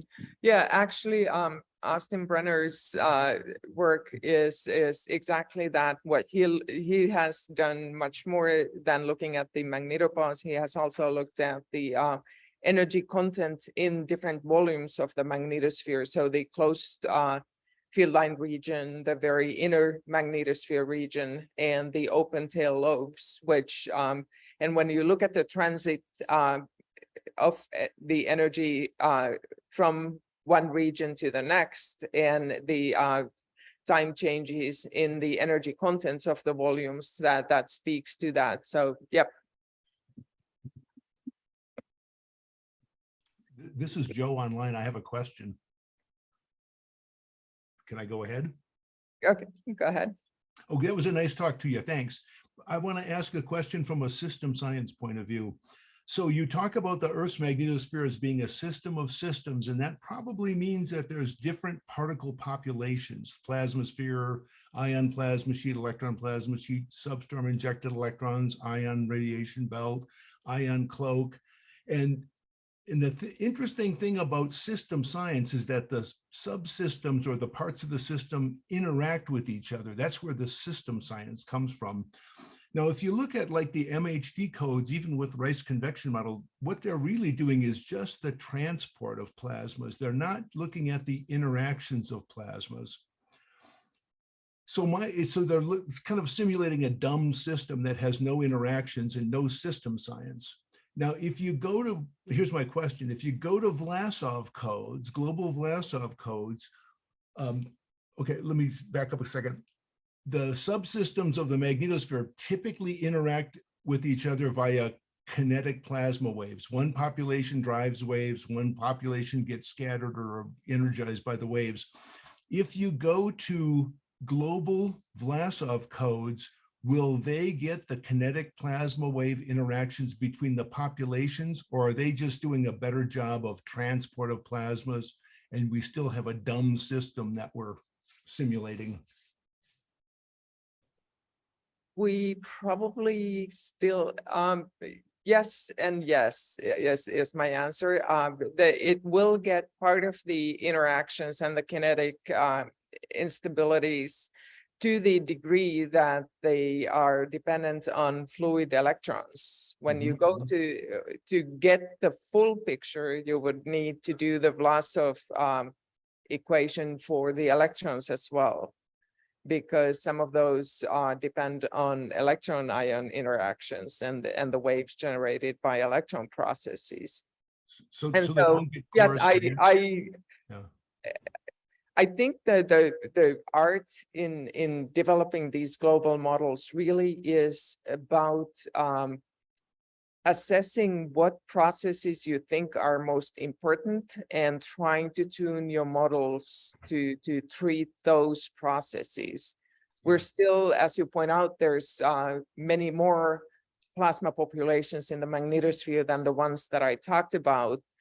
And all of those are not represented in the models. But what we're trying to do is to represent the ones that are part of the key processes that dictate the global evolution of the system. And so like none of what I touched really applied to radiation belt physics. It's a completely separate process that needs or set of processes that needs a completely different description and a completely different approach. On the other hand, the radiation belts don't really change the global state of the magnetosphere. They're way too tenuous to do that. And so, yes, this is an art of compromises and making the choices, and the real physicist makes the best choices is I guess what I would contend.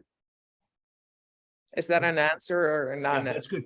I'm not trying to be critical, but I'm just wondering, when do we actually get to system science with the codes and not transport with the codes? But I'd say that I'd a little bit challenge you on that. I think we're doing portions of the system science. We're just not doing all of it. When you get to system science, you'll start to see things like emergent phenomena, things that you didn't expect and whatnot. And are we there yet? Yes, we are. Thank you, Tuija. Just a quick announcement to everybody. Obviously, we had a disruption, so if we could be patient and go into the break a little bit, that'd be much appreciated because we have some announcements. So, Larry, did you want to ask this? Just want to make a quick comment. Tuija's talk so beautifully showed, via the modeling, how we have coupling of the energy from the solar wind through the dayside magnetopause over the polar caps into the nightside plasma sheet, all the way into the inner magnetosphere. And the model has certain concepts of what kind of processes are involved. But right now, GEM's current focus group structure does not have any mechanism for allowing this kind of phenomena to be studied or evaluated. We have the modeling type of capability. We have the satellite observational type of capability, some examples which are shown by Tuija, and we have the ground-based capabilities. So I would strongly encourage GEM somehow or another to figure out a way starting next year to allow these kinds of phenomena to be considered in a serious way. And one reason it's not being considered is because our focus groups are all in sort of localized areas, right? So we're all focusing our energy on that, but we got to do this large scale system-to-system coupling as emphasized by Tuija, I believe strongly. I can only agree.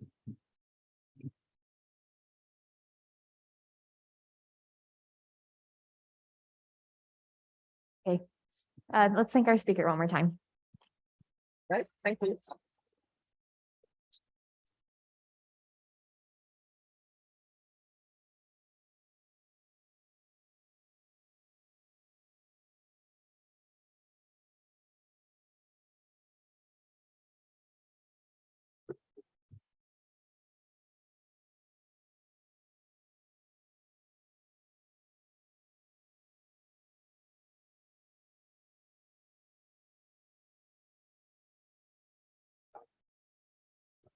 Where is it?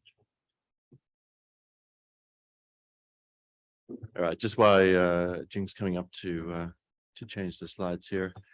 I wanted to take this chance just to briefly introduce us, our DI leader for this afternoon. So I believe I saw Linda Jenkins at the back just a minute ago. And there you are, wonderful. So Linda Jenkins provides nonprofit leaders with practical strategic approaches to achieving their missions. Her customized services include board performance assessment, strategic planning, and unconscious bias training. Her services encompass current trends in ethical and effective nonprofit governance and evidence-based practices for disrupting unconscious bias. She provides her services in person and virtually. We're very happy to have her in person today. She has owned her own company, Jenkins Consulting Group, for 15 years and has successfully completed 79 projects for 63 organizations. And so I wanted to welcome Linda Jenkins just to come up and to introduce the session for this afternoon briefly. And while she's coming up, I also invite Brian to come up and the focus group leaders who will be giving announcements afterwards. Thank you, Linda. Good morning, everyone. Would you all raise your hands if you spend time in meetings during your regular day? Okay, thank you for that. Would you raise your hand if you think you get excellent results from the time you spend in meetings? I'm seeing many fewer hands go up on that question. So I want you to join me at 3:30 this afternoon, where we're going to talk about 21 actions you have the possibility of taking to improve the results that you get from those meetings that you're attending. It'll be a great opportunity for you to really spend some time examining what you're doing in those meetings and look for ways in which you can strengthen relationships that you have with the people in the meetings with you. You can look for ways in which you can take advantage of steps to take before the meeting, steps to take during the meeting, and what you can do afterwards to improve your results. So I hope you'll join me at 3:30 this afternoon. Okay. Thank you.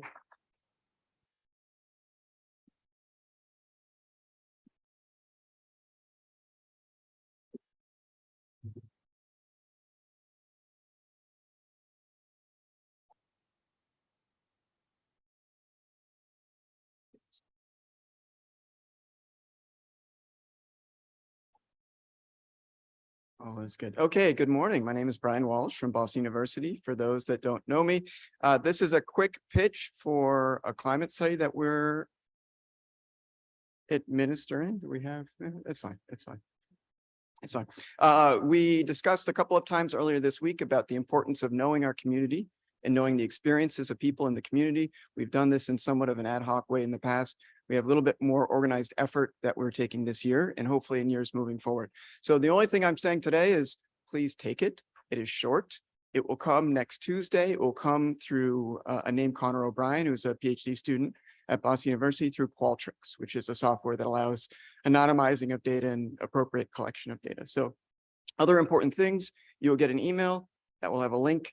It is only good for one taking of the survey. So don't share with friends and family to juice up numbers in some demographic. It's only good for one taking of the survey.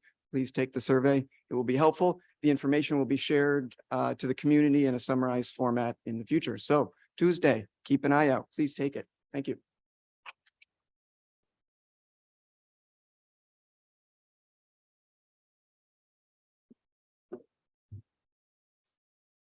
Okay, so did our focus group leaders for today, anybody want to come up and introduce the sessions? Or please come down. so we can go to coffee.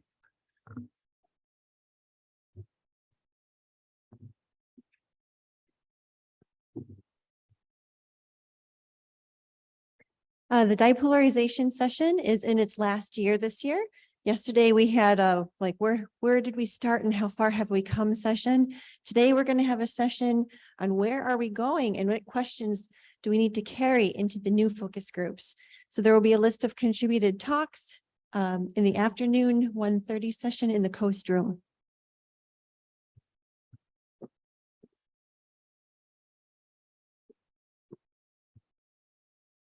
Good morning. So I'm Gianluca Del Sano from Los Alamos National Lab. I am one of the focus leader for the impact of the cold plasma in magnetospheric physics. So this morning, just after the break, we have our last session.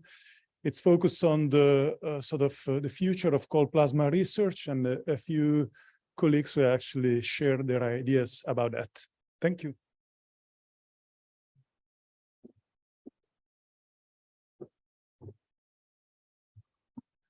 Hello, everyone. I'm Xuan from Virginia Tech. I'm the leader of the GIC Focus Group. So we cordially invite you to join us for the GIC Focus Group sessions today.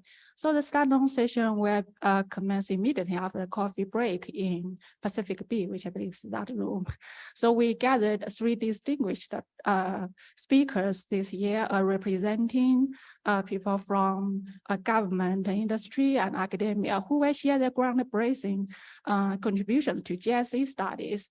And after that, we will have contributed talks and focus on GIC modeling. So towards the end of the meeting, we wish to have open discussion on the challenges and the recent advances of GIC modeling. So we look forward to your attendances. Thank you.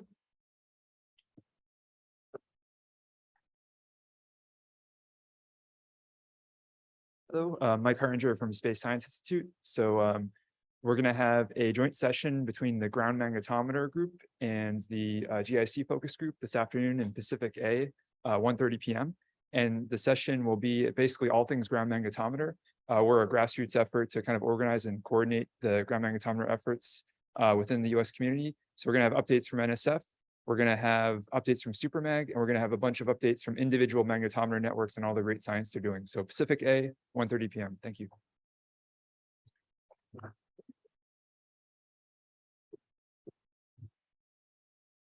Hi, so the radiation belt focus group have 2 more sessions today. The first one is a joint session with comparative study of magnetosphere, planetary magnetosphere, and also the dipolarization focus group right after this tutorial time. And then we have a standalone session this afternoon, which devoted to our student and early career presentations. So please show up to support them and also chime in our discussions. Thank you very much.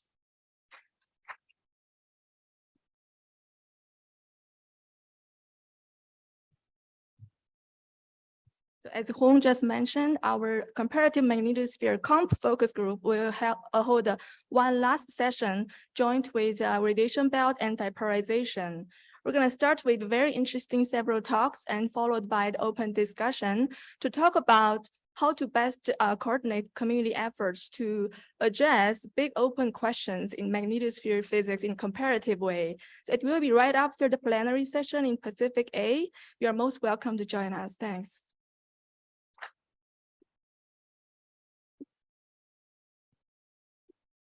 For mentees and mentors, we have our GEMI student lunch in the Harborside room at 12. So join us for that. Thank you. Oh, we also have voting starting for our new student representative.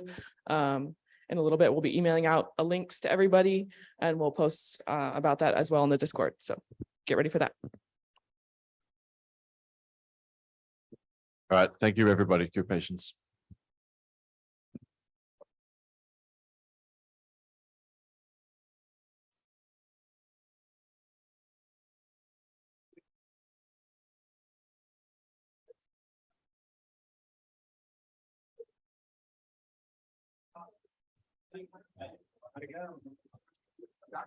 Sound is good. This computer has to restart. Oh, it does? We restart the computer in the middle. Okay. Can you test the sound?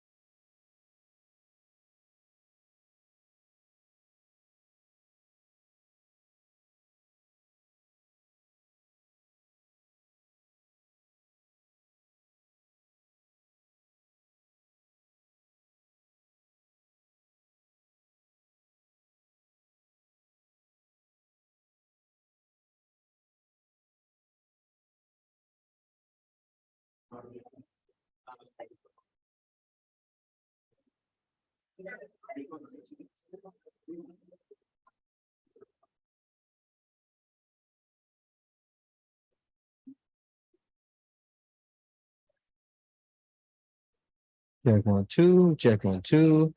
Mic testing. Check, check, check. 1.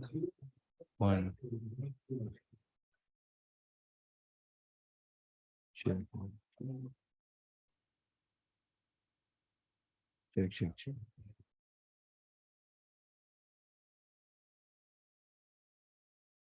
Check 1, 2, check 1, 2.